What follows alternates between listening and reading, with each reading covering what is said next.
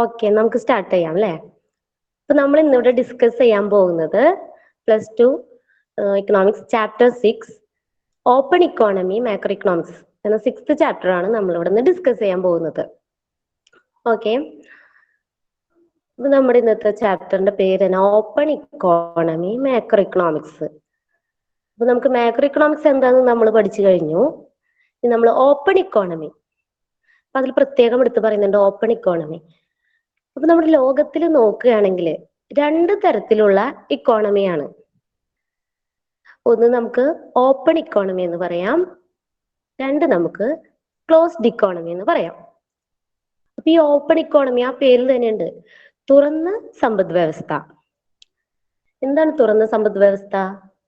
അതായത് ഒരു രാജ്യം മറ്റു രാജ്യങ്ങളുമായിട്ട്, വിദേശ രാജ്യങ്ങളുമായിട്ട് ഇക്കണോമിക് ട്രാൻസാക്ഷൻസ് നടത്തുന്നതിനെയാണ് നമ്മൾ ഓപ്പൺ ഇക്കോണമി എന്നതുകൊണ്ട് ഉദ്ദേശിക്കുന്നത്.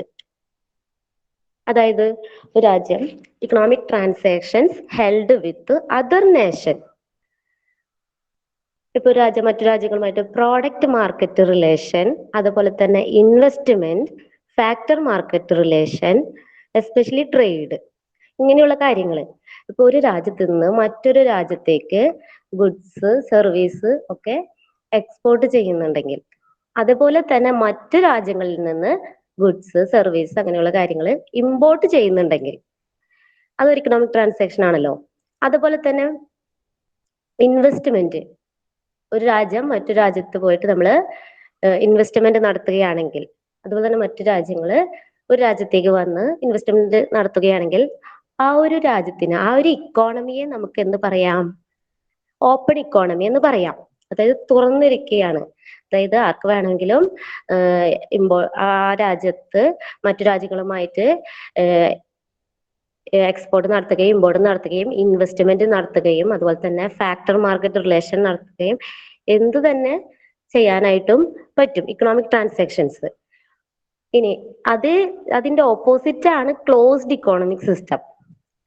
ക്ലോസ്ഡ് ഇക്കണോമിക് സിസ്റ്റം എന്ന് പറഞ്ഞാൽ അടഞ്ഞ സമ്പദ് വ്യവസ്ഥ. അതായത് ഒരു രാജ്യം മറ്റു രാജ്യങ്ങളുമായിട്ട് ഒരു തരത്തിലുള്ള ഇക്കണോമിക് ട്രാൻസാക്ഷൻസിലും ഇടപെടുന്നില്ല. രാജ്യം മറ്റു രാജ്യങ്ങളുമായിട്ട് ഒരു തരത്തിലുള്ള സാമ്പത്തിക പ്രവർത്തനങ്ങളും നടത്തുന്നില്ല. അതായത് ആ ഒരു രാജ്യം ഒന്നും തന്നെ അവര് ഉൽപ്പാദിപ്പിക്കുന്ന ഗുഡ്സ് സർവീസ് ഒന്നും തന്നെ മറ്റു രാജ്യങ്ങളിലേക്ക് കയറ്റി അയക്കുന്നില്ല, എക്സ്പോർട്ട് ചെയ്യുന്നില്ല. അതുപോലെ തന്നെ മറ്റു രാജ്യങ്ങളിൽ നിന്നുള്ള പ്രോഡക്ട്സ് ഒന്നും ഇമ്പോർട്ട് ചെയ്യുന്നില്ല. അതുപോലെ തന്നെ ഈ രാജ്യം മറ്റു രാജ്യങ്ങളൊന്നും ഇൻവെസ്റ്റ്മെന്റ് ചെയ്യാൻ പോകുന്നില്ല. അതുപോലെ തന്നെ ഒരു തരത്തിലുള്ള ഒരു ഇക്കണോമിക് റിലേഷൻസും കീപ്പ് ചെയ്യാത്ത ഇക്കണോമിക് സിസ്റ്റത്തിനെയാണ് നമുക്ക് എന്ത് പറയാം? ക്ലോസ്ഡ് ഇക്കണോമിക് സിസ്റ്റം എന്ന് പറയുന്നത്.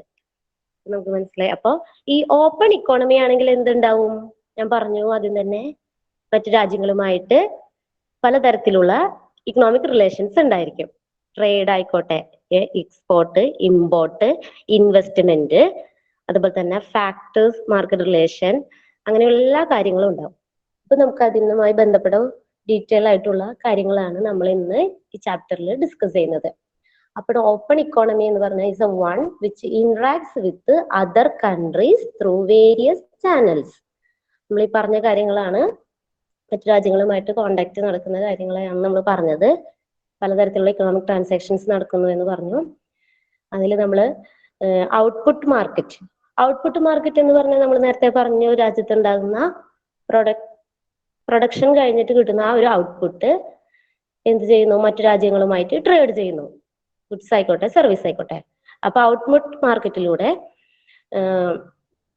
കോണ്ടാക്ട് ചെയ്യുന്നു. അതുപോലെ തന്നെ ഫിനാൻഷ്യൽ മാർക്കറ്റ് നമ്മൾ പറഞ്ഞു, ഒരു രാജ്യം മറ്റു രാജ്യങ്ങളിൽ നിന്ന് ഫിനാൻഷ്യൽ അസറ്റ്സ് വാങ്ങുക, ഷെയർ, ഡിബഞ്ചേഴ്സ്, ബോണ്ട്സ്, അങ്ങനെയുള്ള അസറ്റ്സുകൾ, ഫിനാൻഷ്യൽ ആയിട്ടുള്ള അസറ്റ്സ് പർച്ചേസ് ചെയ്യുന്നതും സെയിൽ ചെയ്യുന്നതൊക്കെയാണ് ഫിനാൻഷ്യൽ മാർക്കറ്റിൽ പറയുന്നത്. പിന്നെ ലേബർ മാർക്കറ്റ് എന്ന് പറയുന്നത് വർക്കേഴ്സ്, അങ്ങനെയുള്ള പ്രൊഡക്ഷൻ, അങ്ങനെയുള്ള കാര്യങ്ങൾ മറ്റു രാജ്യങ്ങളെ ആശ്രയിക്കുന്നുവെങ്കിൽ, അങ്ങനെ ഒരു ഇക്കണോമിക് റിലേഷൻ അവർ തമ്മിൽ ഉണ്ടെങ്കിൽ നമുക്ക് അതിനെ ഓപ്പൺ ഇക്കോണമി എന്ന് പറയാം.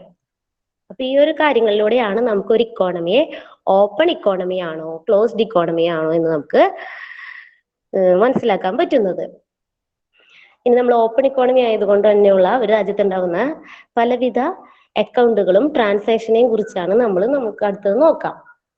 ഒന്നാമത്തത് നമുക്ക് balance of trade. Balance of trade എന്ന് വെച്ചാല് it is a difference between a country's total exports and imports for a year. Only visible items are included.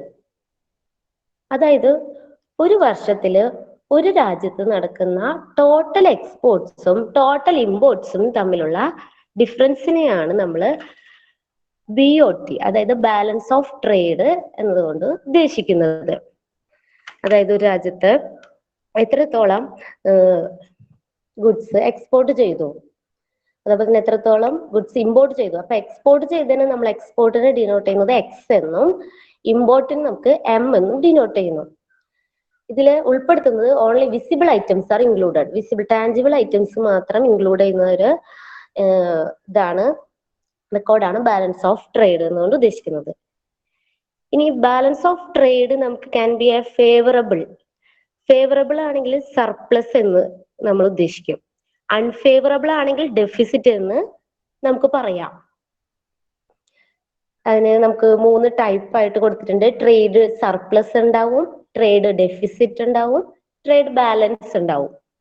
നമുക്ക് ആ പേരിൽ നമുക്ക് സർപ്ലസും ഡെഫിസിറ്റും ബാലൻസും നമുക്ക് ആ ഒരു നെയിം നമുക്ക് കേട്ടാൽ നമുക്ക് മനസ്സിലാവും. സർപ്ലസ് എന്ന് വെച്ചാൽ നമുക്ക് മലയാളത്തിൽ നമ്മൾ മിച്ചം എന്ന് പറയും. എന്താണ്? ഇപ്പൊ നമ്മുടെ രാജ്യത്ത് എക്സ്പോർട്ട് കൂടുതലും, നമ്മുടെ രാജ്യത്ത് നിന്ന് ഗുഡ്സ് മറ്റു രാജ്യങ്ങളിലേക്ക് എക്സ്പോർട്ട് ചെയ്യുന്നത് കൂടുതലും അവിടെ നിന്ന് ഇമ്പോർട്ട് ചെയ്യുന്നത് കുറവും ആണെങ്കിൽ നമുക്ക് എന്തായിരിക്കും? സർപ്ലസ് ആയിരിക്കും ഉണ്ടായിരിക്കുക നമ്മൾ റെക്കോർഡ് ചെയ്യുമ്പോൾ. അതായത് ഇപ്പൊ നമ്മൾ ഒരു എക്സാമ്പിൾ പറയുകയാണെങ്കിൽ നമ്മളിപ്പോ ഒരു 1,00,000 രൂപയുടെ എക്സ്പോർട്ട് നടത്തി. നമ്മൾ നാട്ടിലേക്ക് നമ്മുടെ ഗുഡ്സ് മറ്റു രാജ്യങ്ങളിലേക്ക് എക്സ്പോർട്ട് ചെയ്തപ്പോൾ നമുക്ക് 1,00,000 രൂപ കിട്ടി. പിന്നെ നമ്മൾ മറ്റു രാജ്യങ്ങളിൽ നിന്നുള്ള പ്രോഡക്റ്റ്, നമുക്ക് ആവശ്യമായ പ്രോഡക്റ്റ് ഇമ്പോർട്ട് ചെയ്തു. അത് 50,000 രൂപയുടെ ഇമ്പോർട്ട് മാത്രം നമ്മൾ ചെയ്തുള്ളൂ. നമ്മൾ എക്സ്പോർട്ട് ചെയ്തപ്പോൾ 1,00,000 രൂപയുടെ എക്സ്പോർട്ട് നടത്തി, നമ്മൾ ഇമ്പോർട്ട് ചെയ്തപ്പോൾ 50,000 രൂപയുടെ ഇമ്പോർട്ട് നടത്തിയുള്ളൂ. അപ്പൊ നമുക്ക് എന്താണ് അവിടെ നമുക്കൊരു സർപ്ലസ് കിട്ടി അല്ലെ? നമുക്ക് കൂടുതലാണ് എക്സ്പോർട്ട്, നമ്മുടെ കൂടുതലും ഇമ്പോർട്ട് നമുക്ക് കുറവുമാണ് ഉണ്ടായത്. അപ്പൊ നമുക്ക് ട്രേഡ് സർപ്ലസ് എന്ന് പറയാം ആ ട്രേഡിൽ. രണ്ടാമത്തത് ട്രേഡ് ഡെഫിസിറ്റ്. ട്രേഡ് ഡെഫിസിറ്റ് എന്ന് പറയുമ്പോൾ എക്സ്പോർട്ട് കുറവും ഇമ്പോർട്ട് കൂടുതലും. അതായത് നമ്മൾ ഗുഡ്സ് ഒക്കെ എക്സ്പോർട്ട് ചെയ്യുന്ന മറ്റു രാജ്യങ്ങളിലേക്ക് എക്സ്പോർട്ട് ചെയ്യുന്നത് വളരെ കുറവ്. നേരത്തെ പറഞ്ഞ എക്സാമ്പിൾ നമുക്ക് ഓപ്പോസിറ്റ് പറയാം. അതായത് എക്സ്പോർട്ട് നമ്മൾ ഒരു 50,000 രൂപയുടെ അടുത്തുള്ള എക്സ്പോർട്ട് നടത്തിയുള്ളൂ നമ്മുടെ രാജ്യം. പക്ഷെ മറ്റു രാജ്യങ്ങളിൽ നിന്ന് നമ്മൾ ഇമ്പോർട്ട് ചെയ്തത്, നമ്മൾ സാധനങ്ങൾ ഇങ്ങോട്ട് നമ്മുടെ രാജ്യത്തേക്ക് ഇമ്പോർട്ട് ചെയ്തത് 1,00,000 രൂപയുടെ ഇമ്പോർട്ട് അവിടെ നടത്തി. അപ്പൊ നമുക്ക് എന്താ സംഭവിച്ചത്? നമ്മുടെ ട്രേഡ് ഡെഫിസിറ്റ് ആണ് വന്നത്. അതായത് കമ്മി എന്ന് നമ്മൾ മലയാളത്തിൽ ഒരു വാക്ക് പറയും. നമുക്ക് ഡെഫിസിറ്റ് ആണ് അവിടെ സംഭവിച്ചത് ട്രേഡില്. നമുക്കറിയാം എക്സ്പോർട്ട് ലെസ് ദാൻ ഇമ്പോർട്ട്. പിന്നെ പറയുന്നത് ട്രേഡ് ബാലൻസ്. ഇതിലുണ്ടാവുന്ന ഒരു മൂന്നാമത്തെ തന്നെ ട്രേഡ് ബാലൻസ്. അതായത് എക്സ്പോർട്ട് ഈക്വൽ ടു ഇമ്പോർട്ട്. 1,00,000 രൂപയുടെ എക്സ്പോർട്ട് നമ്മൾ നടത്തി, അതുപോലെ തന്നെ 1,00,000 രൂപയുടെ ഇമ്പോർട്ടും നമ്മൾ ചെയ്തു. ഇങ്ങനെയാണെങ്കിൽ നമുക്ക് അപ്പൊ അവിടെ ബാലൻസ് ആയി അല്ലെ? അപ്പൊ ബാലൻസ് ഓഫ് ട്രേഡ് നമുക്ക് അവിടെ ഈക്വൽ ആണ് സംഭവിച്ചത്. Export is equal to import. Okay. പിന്നെ പറയുന്നത് വെച്ചാല് നമ്മള് ഈ ബാലൻസ് ഓഫ് ട്രേഡിൽ പറയുന്ന പോലെ തന്നെ നമുക്ക് ഈ ബാലൻസ് ഓഫ് പേയ്മെന്റ്സ് ഇതൊരു പ്രധാനപ്പെട്ട ഒരു ഭാഗമാണ്. നമ്മൾ ഈ ചാപ്റ്ററിൽ കൂടുതൽ ഒരു ഫോക്കസ് ചെയ്യേണ്ട ഒരു കാര്യമാണ് ബാലൻസ് ഓഫ് പേയ്മെന്റ്സ് എന്നൊരു ഭാഗം. ഈ ബാലൻസ് ഓഫ് പേയ്മെന്റ്സ് എന്ന് പറഞ്ഞു കഴിഞ്ഞാൽ balance of payments of A country is the difference between the money flowing into the country in a particular period of time and outflow of money to the rest of the world. ഈ BOP balance of payments എന്ന് പറഞ്ഞു കഴിഞ്ഞാൽ ഒരു റെക്കോർഡാണ്. എന്തിന്റെ റെക്കോർഡാണ്? എല്ലാ economic ട്രാൻസാക്ഷൻസിന്റെയും, ഒരു രാജ്യത്ത് നടക്കുന്ന എല്ലാ ഇക്കണോമിക് ട്രാൻസാക്ഷൻസിന്റെയും ഒരു റെക്കോർഡാണ് ഈ ബാലൻസ് ഓഫ് പേയ്മെന്റ്സ് എന്ന് പറയുന്നത്. അപ്പൊ ഈ ട്രാൻസാക്ഷൻസ് നടക്കുമ്പോൾ നമ്മുടെ രാജ്യത്ത് നിന്ന് മണി ഇൻഫ്ലോ ഉണ്ടാവും, അതുപോലെ തന്നെ നമ്മുടെ രാജ്യത്ത് നിന്ന് ഔട്ട്ഫ്ലോ ഉണ്ടാവും, അതുപോലെ തന്നെ ഇൻഫ്ലോയും ഉണ്ടാവും. അതായത് ഇപ്പൊ നമ്മൾ എക്സ്പോർട്ട് നടത്തുകയാണെങ്കിൽ നമുക്ക് പണം നമ്മുടെ നാട്ടിലേക്ക് വരികയാണ് ചെയ്യുന്നത്. ഇൻഫ്ലോ നമുക്ക് കിട്ടുന്നു. നമ്മൾ ഇമ്പോർട്ടാണ് നടത്തുന്നതെങ്കിൽ, ഇമ്പോർട്ട് ചെയ്യുകയാണെങ്കിൽ നമ്മുടെ പണം മറ്റു രാജ്യത്തേക്ക് കൊടുക്കുകയാണ് ചെയ്യുന്നത്. അപ്പൊ ഔട്ട്ഫ്ലോ. അതേപോലെയുള്ള എല്ലാ ഇക്കണോമിക് ട്രാൻസാക്ഷൻസിന് നമുക്ക് ഒരു പീരീഡിൽ ഒരു സ്പെസിഫിക് ടൈം ഓഫ് പീരീഡ് എന്ന് പറഞ്ഞു കഴിഞ്ഞാൽ യൂഷ്വലി 1 ഇയർ ആണ് ഉദ്ദേശിക്കുന്നത്. ഒരു 1 ഇയറിൽ നമ്മുടെ രാജ്യത്ത് നടത്തുന്ന എല്ലാ തരത്തിലുള്ള ഇക്കണോമിക് ട്രാൻസാക്ഷൻസ്, അത് in goods, service and assets of the country, ഇങ്ങനെയുള്ള എല്ലാ കാര്യങ്ങളും നമ്മൾ റെക്കോർഡ് ചെയ്യുന്നതാണ് ബാലൻസ് ഓഫ് പേയ്മെന്റ്സ് എന്ന് പറയുന്നത്. നമുക്ക് സിംപ്ലി ആയിട്ട് പറയാൻ പറ്റും systematic accounting balance sheet of the country and includes both debit and credit transactions. ഇതെന്ന് പറയുന്ന ഒരു സിസ്റ്റമാറ്റിക് അക്കൗണ്ടിങ് ബാലൻസ് ഷീറ്റ് ആണ്. ഒരു രാജ്യത്തിന്റെ ഒരു സിസ്റ്റമാറ്റിക് ആയിട്ടുള്ള അക്കൗണ്ടിങ്ങിന്റെ ഒരു ബാലൻസ് ഷീറ്റ് ആണ് BOP എന്ന് പറയുന്നത്.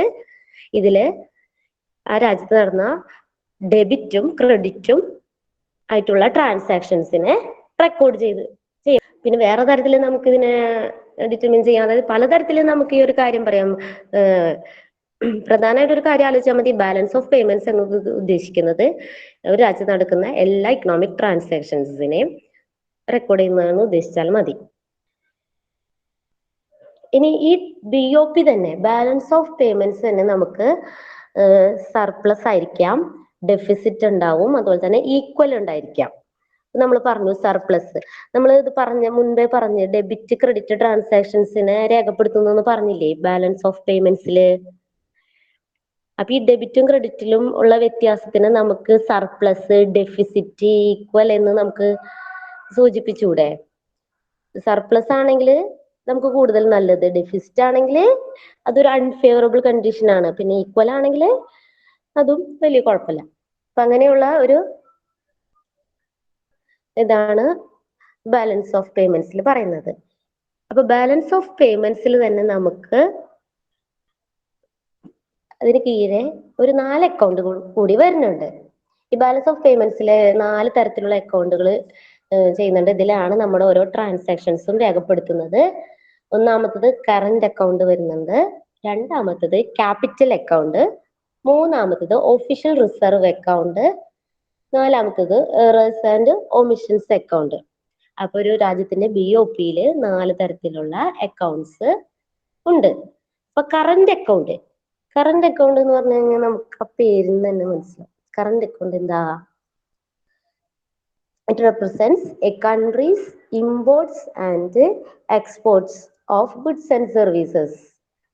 ഈ കറന്റ് അക്കൗണ്ടില് ഒരു രാജ്യത്തുള്ള ഗുഡ്സും സർവീസിനും അതുപോലെ തന്നെ ട്രാൻസ്ഫർ പേയ്മെന്റ്സും എല്ലാം നമ്മൾ റെക്കോർഡ് ചെയ്യുന്നതാണ് കറന്റ് അക്കൗണ്ടില്.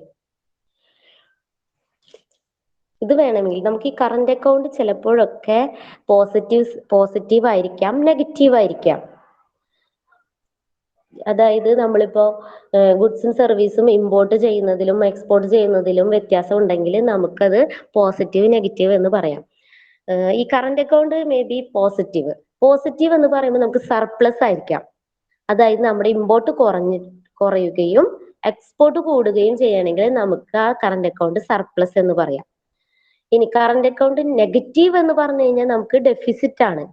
അവിടെ എന്താണ് ഡെഫിസിറ്റ് എന്ന് പറയുമ്പോൾ ഇമ്പോർട്ട് കൂടുതലാണ് നമ്മൾ ചെയ്യുന്നത്, പക്ഷെ നമ്മൾ എക്സ്പോർട്ട് ചെയ്യുന്നത് വളരെ കുറവാണ്, ഓപ്പോസിറ്റ് ആണ്. അപ്പൊ നമുക്ക് ഈ കറന്റ് അക്കൗണ്ട് നമുക്ക് വേണമെങ്കിൽ 2 തരത്തില് ഉണ്ടാവും, സർപ്ലസ് ആയിട്ടുണ്ടാവും, ഡെഫിസിറ്റ് ആയിട്ടുണ്ടാവും. ഇനി കറന്റ് അക്കൗണ്ട് നമുക്ക് കറന്റ് അക്കൗണ്ട് ബാലൻസ്. അപ്പൊ നേരത്തെ നമ്മൾ BOT ബാലൻസ് ഓഫ് ട്രേഡിൽ പറഞ്ഞ ആ സിറ്റുവേഷൻസ് തന്നെ നമുക്ക് ബാലൻസ് ഓഫ് പേയ്മെന്റ്സിൽ പറയുന്നുണ്ട്. Current account balance, current account receipts equal to current account expenditure. Current അക്കൗണ്ടിന്റെ റെസീപ്റ്റിന് ഈക്വൽ ആണ് നമ്മുടെ എക്സ്പെൻഡിച്ചർ. അതായത് വരവ് ചെലവ് ഈക്വൽ ആവുന്നത്, തുല്യത കൈവരിക്കുന്നത് നമുക്ക് ബാലൻസ് എന്ന് പറയാം. ഇനി കറന്റ് അക്കൗണ്ട് സർപ്ലസ് ആണെങ്കിൽ എന്ത് സംഭവിക്കുന്നത്? Current account receipts greater than current account expenditure.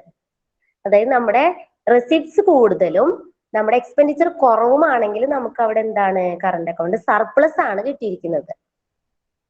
ഇനി കറന്റ് അക്കൗണ്ട് ഡെഫിസിറ്റ് ആണെങ്കിൽ നമുക്ക് എന്താണ് അവിടെ കാണാൻ പറ്റുന്നത്? കറന്റ് അക്കൗണ്ട് റെസീപ്റ്റ്സ് കുറവും നമ്മുടെ എക്സ്പെൻഡിച്ചർ കൂടുതലുമായ സിറ്റുവേഷൻ ആണത്. അപ്പൊ കറന്റ് അക്കൗണ്ട് നമുക്ക് 3 തരത്തില് വീണ്ടും അതിനെ 3 സിറ്റുവേഷൻസിലൂടെ കടന്നു പോകുന്നുണ്ട്. കറന്റ് അക്കൗണ്ട് ബാലൻസ്, അത് എക്സ്പെൻഡിച്ചറും റെസീപ്റ്റ്സും ഈക്വൽ ആയിട്ട് വരുന്ന situation. Current account surplus, current account surplus വരുന്ന സിറ്റുവേഷൻ ഏതാണ്? Current account receipts greater than current account expenditure, receipts കൂടുതലും എക്സ്പെൻഡിച്ചർ കുറവും. കറന്റ് അക്കൗണ്ട് ഡെഫിസിറ്റ് ആണെങ്കിൽ ആ സിറ്റുവേഷൻ എങ്ങനെയാണ്? കറന്റ് അക്കൗണ്ട് റെസീപ്റ്റ്സ് കുറവും നമ്മുടെ എക്സ്പെൻഡിച്ചർ കൂടുതലും, അങ്ങനത്തെയുള്ള സിറ്റുവേഷൻ ആണ്. അപ്പോൾ BOP-ലുള്ള ഫസ്റ്റ് അക്കൗണ്ട് ആണ് കറന്റ് അക്കൗണ്ട്. കറന്റ് അക്കൗണ്ടിൽ എന്താണ് പറയുന്നത്? It represents countries imports and exports of goods and services, payments made to foreign investors, അങ്ങനെയുള്ള കാര്യങ്ങളാണ് ഇതിൽ പറയുന്നത്. രണ്ടാമത്തത് വരുന്ന ഒരു അക്കൗണ്ട് ആണ് ക്യാപിറ്റൽ അക്കൗണ്ട്. ക്യാപിറ്റൽ അക്കൗണ്ടിൽ പറയുന്നത് എന്താണ്? Account of transactions of assets such as money, shares and debt made by one country with other countries. നമുക്കറിയാം ക്യാപിറ്റൽ ഐറ്റംസ് എന്ന് പറഞ്ഞു കഴിഞ്ഞാൽ നമുക്കറിയാം ക്യാപിറ്റൽ ഐറ്റംസിൽ നമുക്ക് പറയുന്നത് it's a record of all transactions of assets. അസറ്റ്സുമായി ബന്ധപ്പെട്ട എല്ലാ ട്രാൻസാക്ഷൻസും റെക്കോർഡ് ചെയ്യുന്നത് ഏത് അക്കൗണ്ടിലാണ്? ക്യാപിറ്റൽ അക്കൗണ്ടിൽ. അതായത് record of all transactions of assets is any one of the forms in which wealth can be held. അതായത് അസറ്റ്സ് എന്ന് പറഞ്ഞു കഴിഞ്ഞാൽ നമുക്കിപ്പോ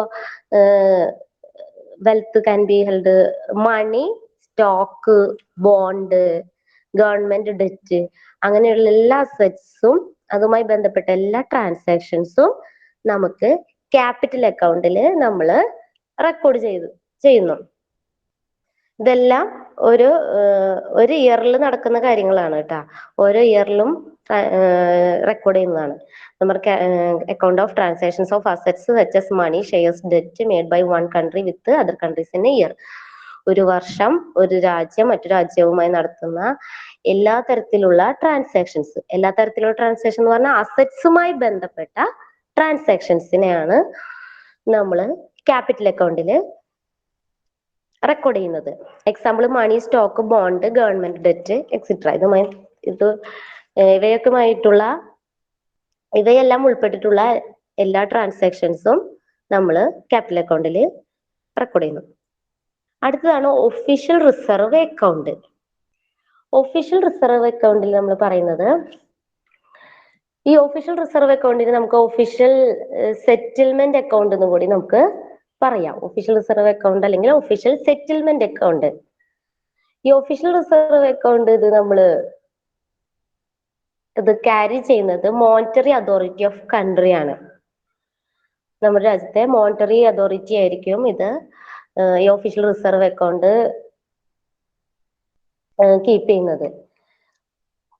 ഇപ്പൊ നമ്മൾ balance of payments, surplus, deficit അങ്ങനെയുള്ള ഒരു സിറ്റുവേഷൻസ് ഒക്കെ വരുമ്പോൾ നമുക്ക് അഡ്ജസ്റ്റ് ചെയ്യാനായിട്ട് ഈ ഒഫീഷ്യൽ റിസർവ് അക്കൗണ്ട് വളരെ യൂസ്ഫുൾ ആണ്.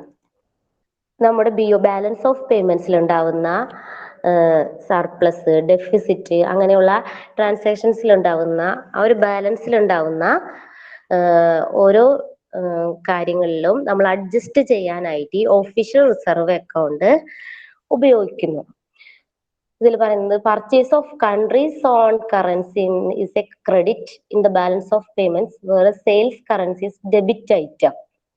അപ്പൊ നമ്മൾ ഈ BOP-യിലെ സർപ്ലസോ അല്ലെങ്കിൽ ഡെഫിസിറ്റോ അഡ്ജസ്റ്റ് ചെയ്യാനായിട്ട് നമ്മൾ ഈ ഒഫീഷ്യൽ റിസർവിലുള്ള റിസർവ് അക്കൗണ്ട് നമ്മൾ ഉപയോഗിച്ച് അതിനെ അഡ്ജസ്റ്റ് ചെയ്യാനായിട്ട് ഉപയോഗിക്കുന്നു.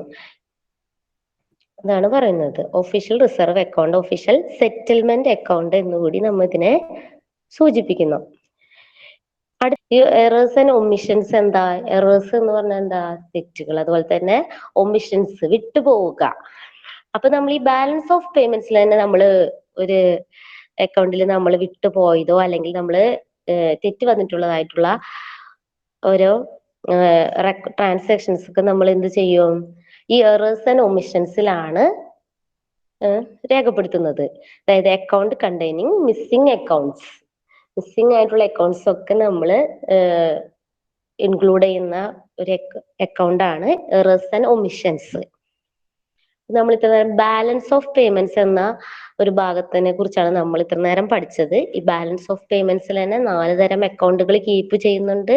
കറന്റ് അക്കൗണ്ട്, ക്യാപിറ്റൽ അക്കൗണ്ട്, അതുപോലെ തന്നെ ഒഫീഷ്യൽ റിസർവ് അക്കൗണ്ട്, അതുപോലെ തന്നെ എറേഴ്സ് ആൻഡ് ഒമിഷൻസ് അക്കൗണ്ട്. 4 തരത്തിലുള്ള അക്കൗണ്ട് ബി ഒ പിയിൽ ഇൻക്ലൂഡ് ആവുന്നു.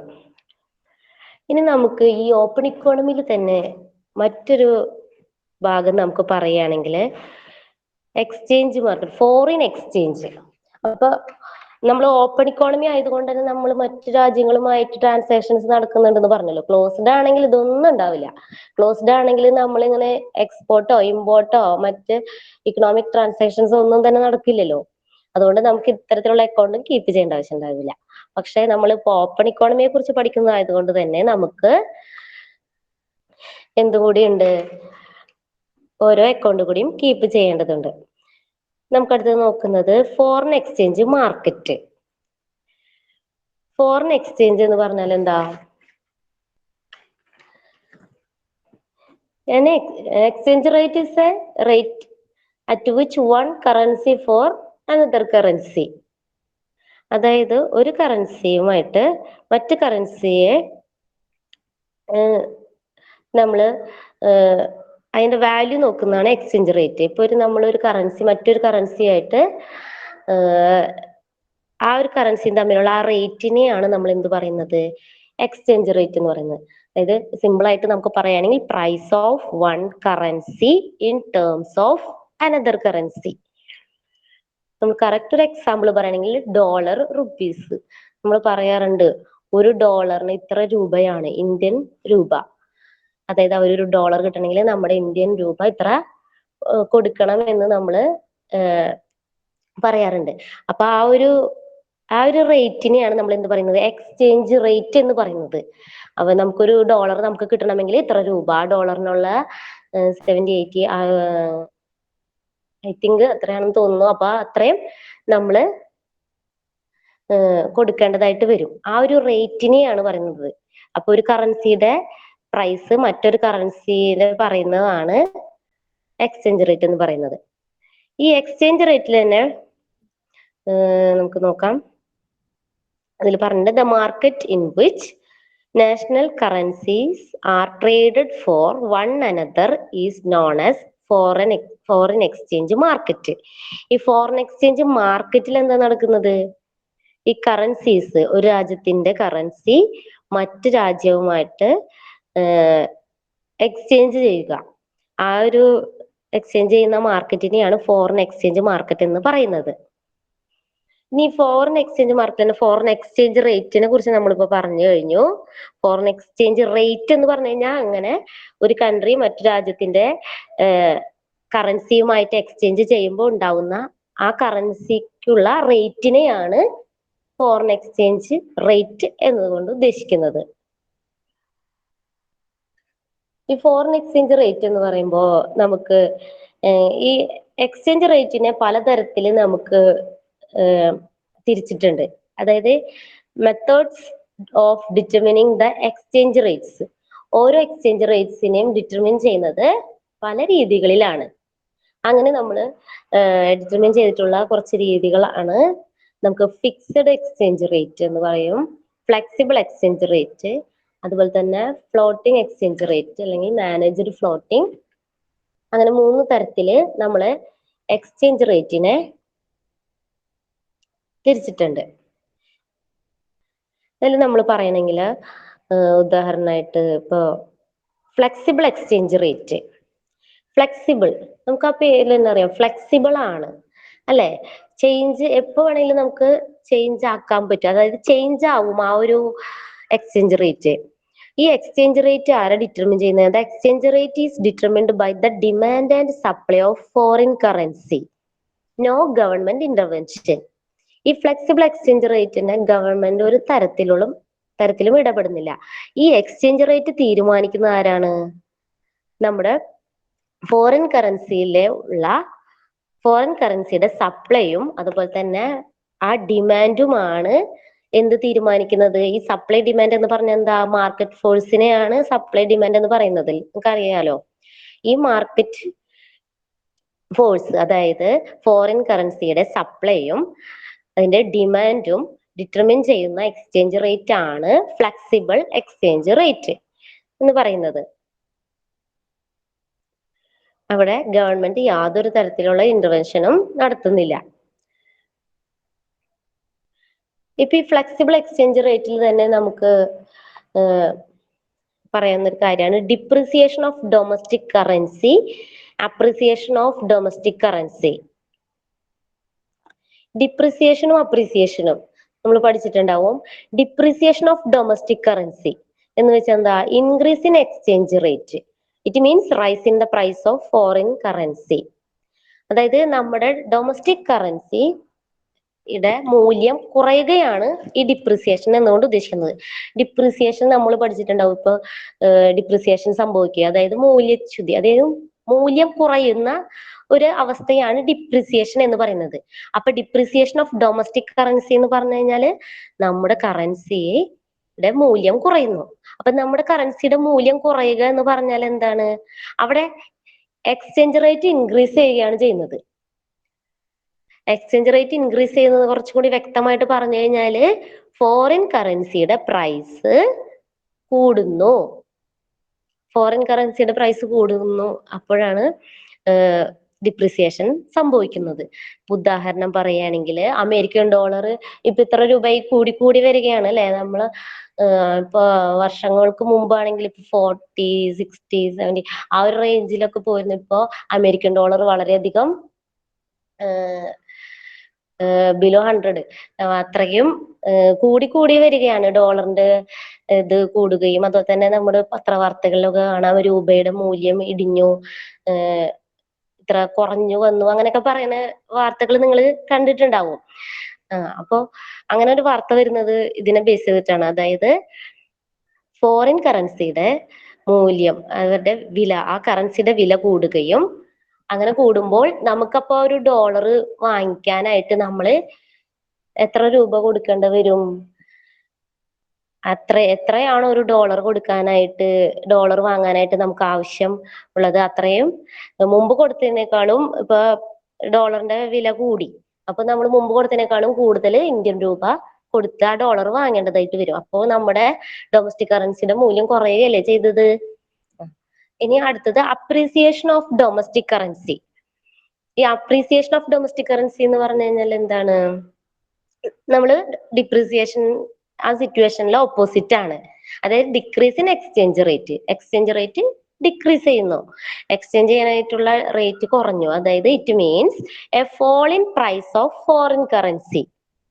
അതായത് ഫോറിൻ കറൻസിയുടെ പ്രൈസ് കുറഞ്ഞു, അപ്പൊ നമുക്കത് എക്സ്ചേഞ്ച് റേറ്റും കുറയുകയാണ് ചെയ്തത്. അപ്പൊ നമ്മൾ പറഞ്ഞില്ലേ, ഡോളറിന് ഇത്ര രൂപ കൊടുത്തു കഴിഞ്ഞാൽ നമുക്കൊരു ഡോളർ കിട്ടും.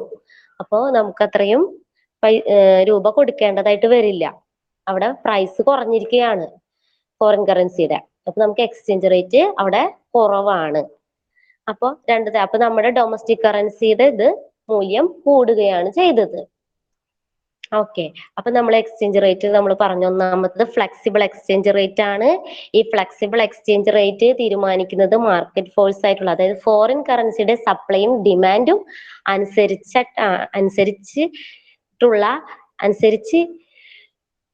എക്സ്ചേഞ്ച് റേറ്റ് തീരുമാനിക്കുന്നതാണ് ഫ്ലെക്സിബിൾ എക്സ്ചേഞ്ച് റേറ്റ്. രണ്ടാമത്തത് നമുക്ക് പറയാം ഫിക്സഡ് എക്സ്ചേഞ്ച് റേറ്റ്. അപ്പൊ ഫിക്സഡ്, ആ പേരിൽ നമുക്ക് പറയാം ഫിക്സഡ് ആണ്. ആ ഒരു എക്സ്ചേഞ്ച് റേറ്റ് നമ്മൾ ഫിക്സഡ് ആക്കി വെച്ചിരിക്കുകയാണ്. എന്ന് വെച്ചാല് നമുക്ക് ഈ ഫിക്സഡ് ആക്കി വെച്ചിരിക്കുന്ന എക്സ്ചേഞ്ച് റേറ്റ് ഡിറ്റർമിൻ ചെയ്യുന്നത് ആരാണ്? ഗവൺമെന്റ് ആണ്. ഗവൺമെന്റ് ഡിസൈഡ് ചെയ്ത് വെച്ചിരിക്കുന്ന എക്സ്ചേഞ്ച് റേറ്റ് ആണ് ഫിക്സഡ് എക്സ്ചേഞ്ച് റേറ്റ് എന്നുകൊണ്ട് ഉദ്ദേശിക്കുന്നത്. ഇപ്പൊ നമ്മൾ പറയുകയാണെങ്കിൽ ഇപ്പൊ ഒരു ഗ്രാഫിക്കൽ റെപ്രസെന്റേഷൻ ഉണ്ട്. ഈ ഗ്രാഫിക്കലിൽ നമ്മൾ നോക്കുകയാണെങ്കിൽ ഡിമാൻഡ് കർവും അതുപോലെ തന്നെ സപ്ലൈ കർവ് നമുക്ക് കാണാം. ആ ഒരു ലൈനില് എക്സ്ചേഞ്ച് റേറ്റ് നമ്മൾ 3 തരത്തിൽ എക്സ്ചേഞ്ച് റേറ്റ് വ്യത്യാസം കാണുന്നുണ്ട്. ഫസ്റ്റ് ഈ പോയിന്റ്, ആ സെന്ററിലുള്ള ഡോട്ട് ലൈൻ ഈ പോയിന്റ്, അതുപോലെ തന്നെ എക്സ്ചേഞ്ച് റേറ്റ് കൂടിയത് E1, മുകളില് എക്സ്ചേഞ്ച് റേറ്റ് കുറഞ്ഞിട്ടുള്ളത് E2. അപ്പോ E1 E2.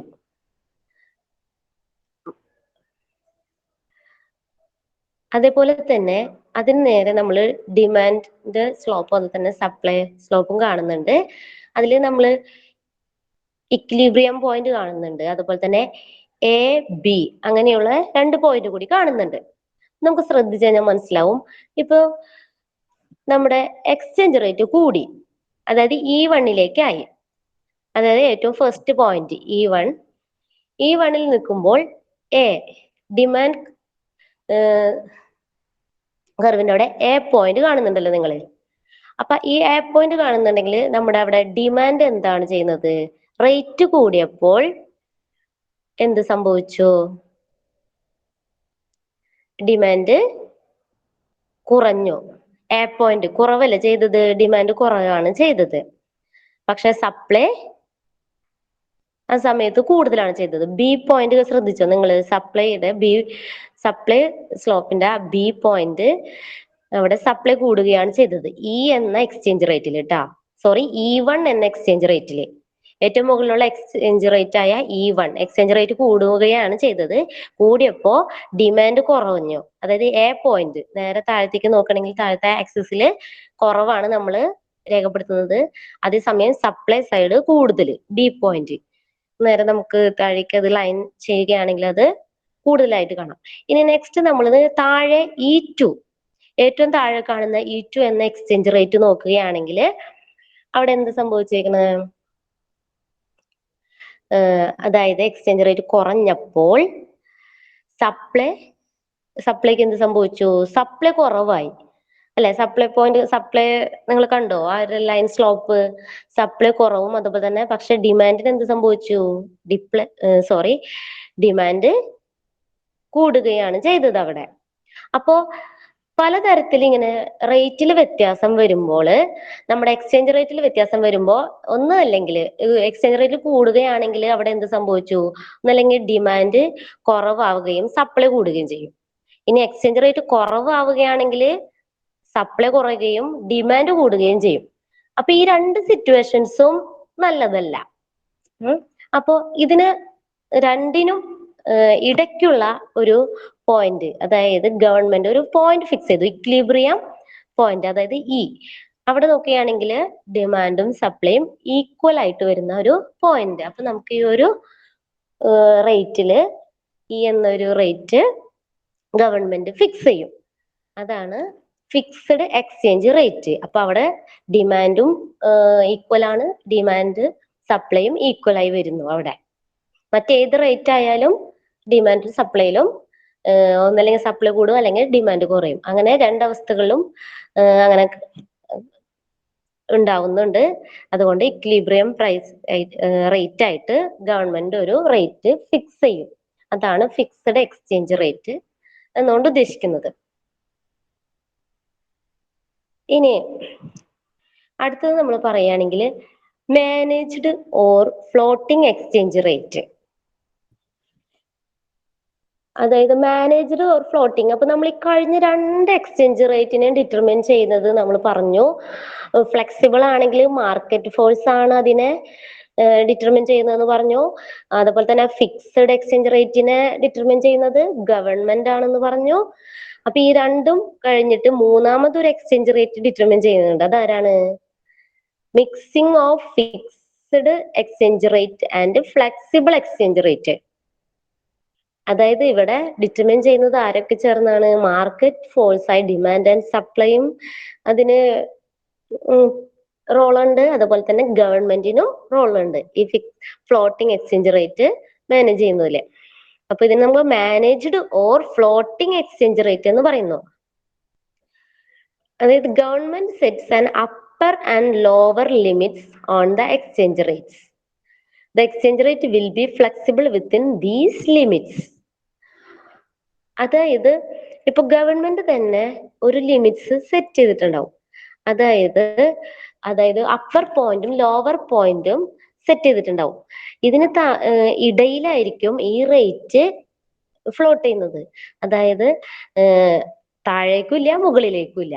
ഈ എക്സ്ചേഞ്ച് റേറ്റ് ഇതിനിടയിൽ ആക്ട് ചെയ്യും, പ്രവർത്തിക്കും.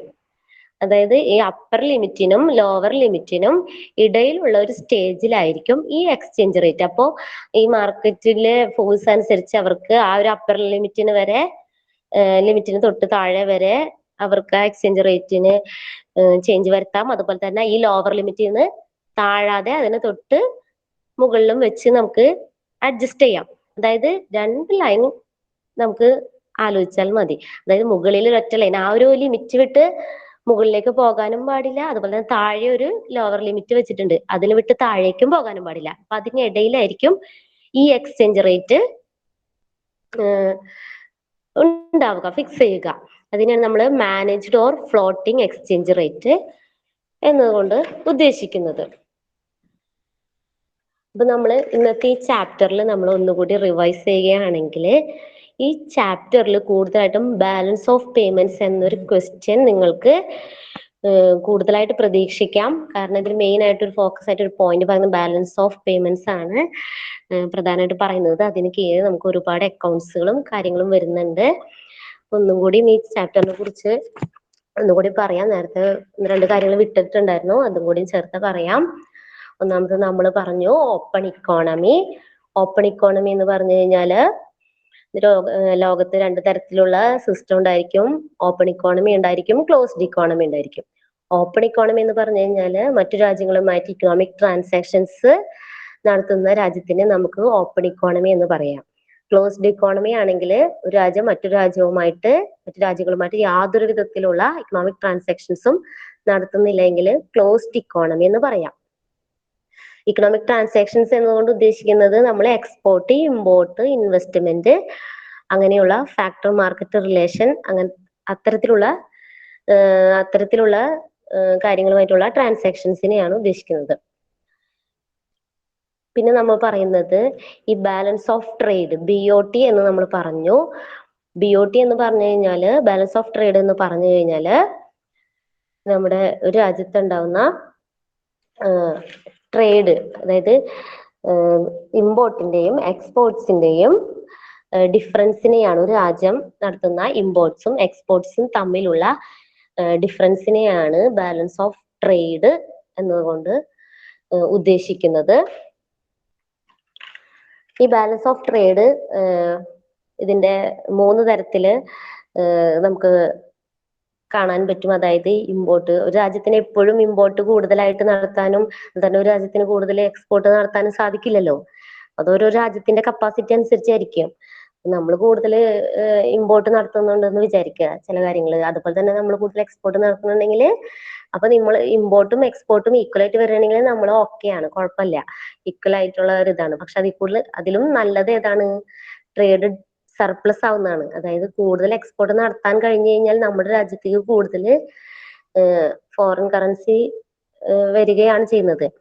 അപ്പൊ നമുക്ക് ഇമ്പോർട്ട് കുറവാണെങ്കിൽ നമുക്ക് നല്ലൊരു സർപ്ലസ് എന്ന് പറയാം ട്രേഡില്. അതുപോലെ തന്നെ ഡെഫിസിറ്റ് ആണെങ്കിൽ നമ്മൾ കൂടുതൽ ഇമ്പോർട്ട് നടത്തുകയും നമ്മുടെ മണി മറ്റു രാജ്യങ്ങളിലേക്ക് കൂടുതൽ പോവുകയാണ് ചെയ്യുന്നത്. അപ്പൊ നമുക്കവിടെ നഷ്ടമാണ് വരുന്നത്. നമ്മുടെ എക്സ്പോർട്ടും കുറഞ്ഞു, നമുക്കൊരു ഫോറിൻ കറൻസിയും കിട്ടുന്നില്ല, പകരം നമ്മുടെ കറൻസി മറ്റു രാജ്യങ്ങളിലേക്ക് ഔട്ട്ഫ്ലോ ആണ് സംഭവിക്കുന്നത്. അപ്പോൾ ഈ ബാലൻസ് ഓഫ് ട്രേഡ് 3 തരത്തിലുണ്ടാവും. അതുപോലെ തന്നെ അതുമായി ബന്ധപ്പെട്ട ഒരു കാര്യമാണ് ബാലൻസ് ഓഫ് പേയ്മെന്റ്സ് എന്ന് പറയുന്നത്. ഈ ബാലൻസ് ഓഫ് പേയ്മെന്റ്സ് എന്ന് പറഞ്ഞു കഴിഞ്ഞാൽ ഇതൊരു റെക്കോർഡാണ്. റെക്കോർഡ് എന്ന് പറഞ്ഞു കഴിഞ്ഞാൽ ഇതൊരു സിസ്റ്റമാറ്റിക് അക്കൗണ്ടിങ് ബാലൻസ് ഷീറ്റ് ആണ്.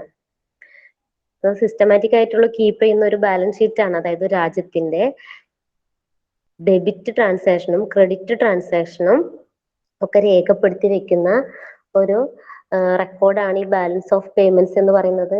ഇതിലെ എല്ലാ ഇക്കണോമിക് ട്രാൻസാക്ഷൻസ്, അതായത് ഗുഡ്സിലും സർവീസിലും അതുപോലെ തന്നെ അസറ്റ്സിലും ഒക്കെ നടക്കുന്ന അതിന്റെ മേലൊക്കെ നടക്കുന്ന എല്ലാ ട്രാൻസാക്ഷൻസിനെയും റെക്കോർഡ് ചെയ്യുന്നത് ഈ ബാലൻസ് ഓഫ് പേയ്മെന്റ്സ് അക്കൗണ്ടിലാണ്.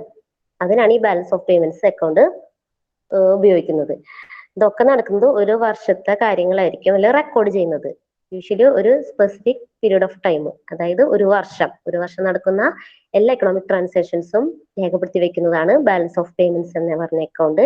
ഈ ബാലൻസ് ഓഫ് പേയ്മെന്റ്സിൽ തന്നെ നമുക്ക് 4 തരത്തിലുള്ള അക്കൗണ്ടുകൾ ഉണ്ട്.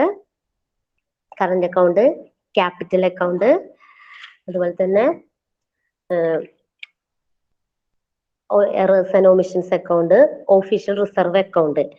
കറന്റ് അക്കൗണ്ടിനെ കുറിച്ച് നേരത്തെ ഒരു കാര്യം പറയാൻ വിട്ടുപോയി. അപ്പൊ കറന്റ് അക്കൗണ്ട് എന്ന് പറഞ്ഞു കഴിഞ്ഞാൽ നമ്മള് ആദ്യമേ പറഞ്ഞു, രാജ്യത്തുള്ള ഇത് റെപ്രസെന്റ് ചെയ്യുന്ന എന്താണ്, countries import and exports of goods and services, അതുപോലെ തന്നെ payments made to foreign investors.